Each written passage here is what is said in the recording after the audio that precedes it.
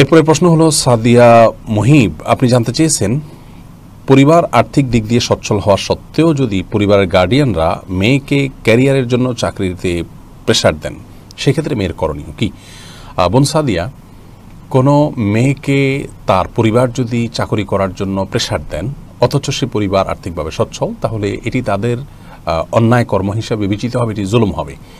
কারণ আল্লাহ রাব্বুল আলামিন মেয়েদেরকে উপার্জন করবার নির্দেশ দেননি এবং এই দায়িত্ব পরিপূর্ণভাবে পুরুষদের উপর আল্লাহ রাব্বুল আলামিন অর্পণ করেছেন।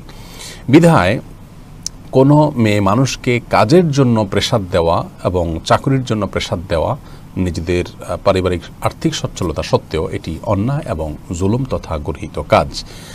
আপনাকে যদি আপনার পরিবার এরকম গর্হিত কাজের জন্য বাধ্য করে, আর যে কাজে তারা বাধ্য করেন সেখানে চাকরি করতে যদি কোনো প্রকার আপনার পর্দার খেলাফ না হয়, তাহলে সেটি আপনি গ্রহণ করতে পারেন, মেনে নিতে পারেন। আর যদি সেখানে পর্দার খেলাফ আপনাকে করতে হয়, হারামে লিপ্ত আপনাকে হতে হয়, তাহলে সেক্ষেত্রে পরিবার লোকদেরকে আপনি বোঝানো উচিত এবং তাদের সেই নির্দেশ মানা আপনার জন্য আবশ্যক নয়।